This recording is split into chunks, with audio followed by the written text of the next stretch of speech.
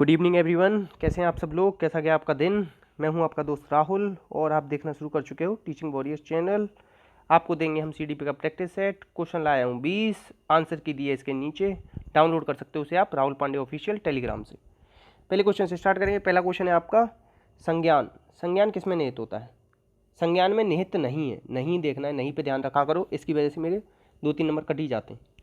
तो देखो, संज्ञान मतलब दिमाग। दिमाग में समस्या समाधान होता है, स्मृति भी होती है, प्रत्यक्ष भी होता है, प्रत्यक्षण। मगर जो प्रेरणा है मतलब मोटिवेशन, ये थोड़ी ना होता। ठीक है, मोटिवेशन की बात किसने और बहुत ज़्यादा करी, हल ने, CL हल ने। ठीक है, नेक्स्ट देखो, व्यक्तित्व की विशेषताएं जैसे परोपकारिता, विश्वसनीयता, विनम्रता, व्यवहारिकता आदि विशेषताएं क्या कहलाती हैं। तो क्या है ये सब विशेषताएं। और विशेषताएं पता है किस में आती हैं, विशेषता होती हैं गुण, ऐसे याद रख लो। तो क्या हो जाएंगे, सील गुण। ठीक है, और सील गुण की बात किसने करी है, ऑल पोर्ट। ठीक है, किसने करी है बात, ऑल पोर्ट ने, सील गुणों की। ठीक है, याद रखना। नेक्स्ट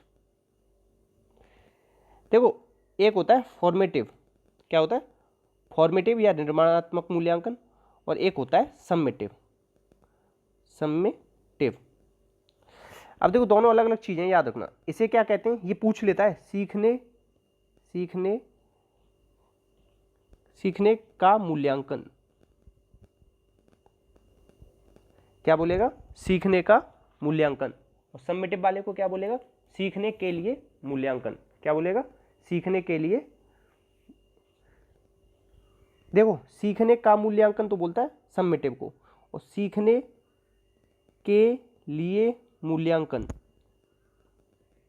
ये क्वेश्चन है। दोनों दो क्वेश्चन बना दिए। निर्माणात्मक को बोलते हैं सीखने के लिए मूल्यांकन, सीखने का मूल्यांकन बोलते हैं। सम्मेटिव को इंग्लिश में बोलते हैं असेसमेंट ऑफ लर्निंग। किसे बोलते हैं, असेसमेंट ऑफ लर्निंग।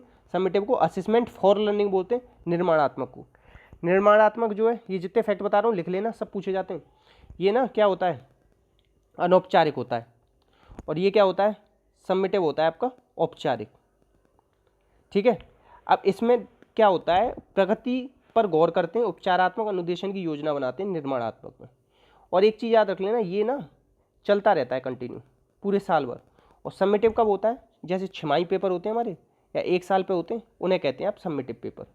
अगर कभी भी क्वेश्चन एक बहुत ज़्यादा पूछा जाता है, मैंने कई जगह देखा है वो, कि अगर एक आपका पूरा यूनिट खत्म हो गई, उसके बाद एग्जाम टेस्ट ले रही मैडम, तो वो कौन सा है, तो वो भी आपका फॉर्मेटिव में आएगा। ठीक है, छमाही या 1 साल का हो तो वो सबमिटिव में आएगा। बस आंसर ए हो जाएगा।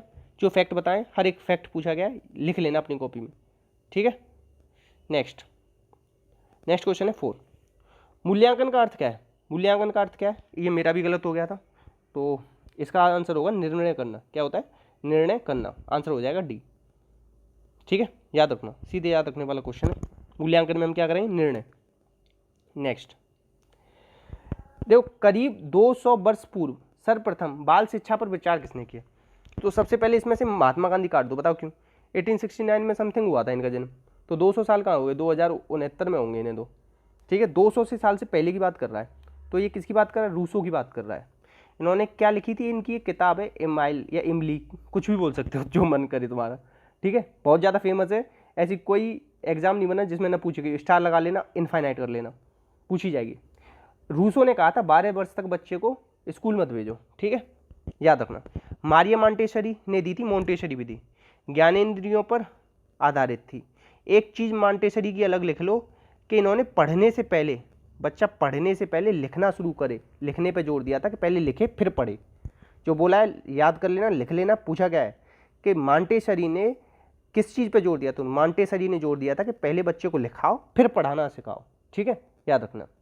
ठीक, नेक्स्ट, रूसो ने किस प्रकार की शिक्षा का समर्थन किया। देखो, एक होती है निषेधात्मक, एक होती है निश्चयात्मक। निश्चयात्मक क्या होती है, 6 साल के बच्चे को आप स्कूल भेज दो, उससे पहले घर पे पढ़ाओ 3 साल तक, फिर प्री प्राइमरी, फिर 6 साल भेज दो, ये तो होगी निश्चयात्मक। मगर इन्होंने किसका मतलब समर्थन किया था, समर्थन, तो इन्होंने किया था निश्चितात्मक। इसमें क्या है कि 12 वर्ष तक बच्चे को स्कूल मत भेजो, घर पे पढ़ाओ या प्रकृति से पढ़ने दो। ये प्रकृति प्रेमी बहुत थे, कभी प्रकृति रिलेटेड आ जाए ना, उसे रूसो के साथ सेट करे आना। नेक्स्ट आपका है NCERT national council education of, थोड़ा सा दिमाग से मिस हो गया आगे का, ठीक है। आंसर क्या है इसका, 1961 में हुई थी इसकी स्थापना। एक SCERT और है, SCERT यूपी का बता रहा हूँ मैं, अगर कोई यूपी का देख रहा हो तो वही याद रखना इस वाले फैक्ट को। तो SCERT यूपी में कब बना था, 1981। सुपर डेट के लिए इंपॉर्टेंट है, बाकी अदर स्टेट वाला अपना अपना गूगल कर लेना, ठीक है। और इसकी अगर फुल फॉर्म किसी को याद आ रही हो तो लिख लेना, कमेंट बॉक्स में लिख के बताना NCERT की फुल फॉर्म क्या है, ठीक है। नेक्स्ट क्वेश्चन है आपका, शारीरिक अपंग बालक को कैसी शिक्षा दी जानी चाहिए। मतलब जो दिव्यांग होते हैं ना, दिव्यांग, उन्हें कैसी शिक्षा दी जानी चाहिए। दिव्यांग से याद आया, लिख लो एक फैक्ट, 1996 में सबसे पहले कानून आया था, अभी 2016 में आया था। पहले 7 इसमें थी, मतलब कि अंधा होना, बहरा होना और लंगड़ा होना वो सब थी। अब ये क्या कर दी गई हैं, अब इसमें 21 कर दी गई हैं, ठीक है। कितनी इसमें अपंगताएं अब कर दी हैं, 21। ये क्वेश्चन बहुत पूछा गया है, पहले कब आया था फिर बाद में कब आया था, लिख लेना। और ये किस में पूछा जाता है, CDP में ही पूछा जाता है, ये भी लिख लेना। और कहाँ पे आया ये भी बता दूँ, MP टेट में आया, वर्ग 2 में। तो शारीरिक अपंग बच्चा जो होगा ना, उसे सामान्य बच्चों के साथ पढ़ाओ। किसके साथ पढ़ाओ, सामान्य बच्चों के साथ। इंक्लूसिव एजुकेशन, इंक्लूसिव एजुकेशन है ना, ठीक है, उसमें दिया गया ये, ठीक है, लिख लेना, आंसर हो जाएगा बी। अच्छी लग रही हो वीडियो तो प्लीज़ शेयर करना। देखो 3 से 6 वर्ष तक के बच्चे को शिक्षा नहीं, 3 से 6 वर्ष तक के बच्चे को दी जाने वाली शिक्षा क्या नहीं कहलाती है। अनौपचारिक शिक्षा तो देते हैं घर पे, पूर्व विद्यालय होती है क्योंकि विद्यालय 6 से स्टार्ट होती है। पूर्व बाल्यकाल अवस्था शिक्षा भी होती है क्योंकि बाल्यकाल शिक्षा कहाँ से स्टार्ट होती है, 6 साल से होती है। मगर इसे प्रारंभिक बाल्यकाल शिक्षा नहीं कहते क्योंकि प्रारंभिक बाल्यकाल शिक्षा होती है 6 से, ठीक है। तो आंसर क्या हो जाएगा आपका, डी, ठीक है, ये वाला सही हो जाएगा। बाकी ऊपर की ये तीनों सही हैं, इसे ये नहीं कहते। नेक्स्ट, अब देखो ये नया नाम आया, कल मुझे भी नया ही नाम मिला, गेट जेल। आप गेट जेल कह लो या आप इसे कह सकते हो, देखो पहले तो बता दूं, सृजनात्मकता से रिलेटेड है। किससे रिलेटेड, सृजनात्मकता। इसे क्या कहते हैं आप, क्रिएटिविटी।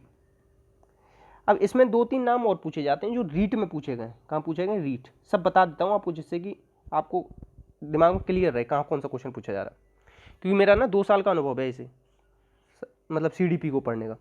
तो एक हमारे इंडियन हुए, इंडियन में उनका नाम है बाकर मेहंदी। क्या नाम है, बाकर मेहंदी और पासी। इन्होंने भी सृजनात्मकता पे काम किया है बहुत ज़्यादा, और ये इंडियन और है, पूछे जाते हैं, इनका नाम लिख लेना, आंसर हो जाएगा बी, ठीक है। नेक्स्ट क्वेश्चन, देखो एक होती है अंतर्व्यक्तिक बुद्धि से क्या तात्पर्य है। अंतर्व्यक्तिक कह दे या अंतःव्यक्तिक कह दे, दोनों एक ही बात है, इसी को याद रखना। और इसी को इंग्लिश में क्या बोलते हैं, इसको इंग्लिश में कहते हैं क्या, इसे इंग्लिश में कहेंगे, नहीं सॉरी, अंतर्व्यक्तिक याद रखो आप। अंतर्व्यक्तिक अलग चीज़ है और अंतराव्यक्तिक अलग चीज़ है। अंतरा और अंतः ये एक ही बात होती है। अंतर्व्यक्तिक अलग होती है, अंतर्व्यक्तिक होती है दूसरे को जानने व समझने की क्षमता। आंसर क्या हो जाएगा इसका, सी। तो ये क्या होती है, ये होती है इंटरपर्सनल, इंटरपर्सनल। और ये दोनों जो होती है ना, इन्हें कहते हैं आप इंट्रापर्सनल। क्या होती है, इंट्रापर्सनल। अंतः या अंतरा आ जाए तो आप करेंगे इंट्रापर्सनल, अपने अपने में जानने की, अपनी योग्यताओं को। इंटरपर्सनल आ जाए तो वो क्या होगी, दूसरे से रिलेटेड हो जाएगी, ठीक है। थोड़ा सा हो सकता है कन्फ्यूजन हो रहा हो, तो प्लीज़ एक और बार बता दे रहा हूँ। अंतः या अंतरा आ जाए तो उसे आप इंट्रापर्सनल करेंगे, और अंतर्व्यक्तिक आ जाए तो उसे आप इंटरपर्सनल करेंगे। आंसर सी हो जाएगा। बाकी नेक्स्ट टाइम भी और क्लियर कर दूंगा, या कमेंट बॉक्स में पूछ लेना आपको दिक्कत हो तो। खेलकूद व शारीरिक कार्यों में कुशल होते हैं। खेलकूद और शारीरिक कार्यों में कौन कुशल होते हैं, तो ये होते हैं मूर्त बुद्धि वाले। कौन से होंगे, मूर्त बुद्धि वाले। अमूर्त क्या होती है, जो सामने न हो, जो सामने न हो उसके बारे में अगर आप सोच रहे हो तो वो अमूर्त है। और ये अमूर्त बुद्धि की योग्यता कहाँ आती है, पियाजे की। पियाजे ने बात करी है 4th स्टेज में। 4th स्टेज कौन सी है इसकी, फॉर्मल स्टेज, या होगी आपकी सबने पूरी की मूर्ति आपकी, तो औपचारिक संक्रियात्मक अवस्था, ठीक है, याद रखना। नेक्स्ट क्वेश्चन, IQ का समीकरण किसने दिया। IQ का समीकरण है MA/CA अप इंटू 100, ठीक है। तो ये दिया था टर्मन ने, कब दिया था, 1916 में। स्टर्न ने भी काम किया था, MA/CA दिया था 1912 में। एमए दिया था बिने ने 1908 में। और बुद्धि का पहला परीक्षण किया था बिने ने 1905 में, बिने साइमन ने 1905 में। स्पीयर ने मैंने जी और एस कारक दिए, जी 95% होता है, इस चीज़ को याद रखेंगे, एस 5% होता है, इसे भी याद रख लेंगे। नेक्स्ट क्वेश्चन, इसमें से कौन सा सही नहीं है वो बताना है। अनुभव का प्रत्यक्षीकरण करना कल्पना है, सही बात है। परिवर्तन करना कल्पना है, परिवर्तन करना कल्पना है, सही बात है। किसी नई वस्तु का सृजन करना कल्पना है, ये गलत है। ये क्या होती है? इसे सृजनात्मकता कहते हैं, सृजनात्मकता, या इंग्लिश में कह सकते हैं क्रिएटिविटी। क्या होता है? क्रिएटिविटी। आंसर क्या हो जाएगा आपका? सी। ये इसका सही नहीं। नेक्स्ट, बच्चा सबसे पहले किसको नियंत्रण करना सीखता है? तो बच्चा सबसे पहले किसको नियंत्रण करेगा? अपने वो करेगा सिर को। किसको करेगा? सबसे पहले सिर को नियंत्रण करेगा। उसके बाद वो किसको करेगा? धड़ को करेगा। पहले इसको करेगा फिर इसको करेगा, लिख लेना। नेक्स्ट 16वां क्वेश्चन है आपका, गतिक विकास का क्रम होता है। गतिक विकास समझ रहे हो? पहले बच्चा बैठना सीखेगा, फिर वो खिसकना सीखेगा, ठीक है, और फिर सपोर्ट के साथ खड़ा होना सीखेगा, फिर चलना सीखेगा, फिर तोड़ना सीखेगा।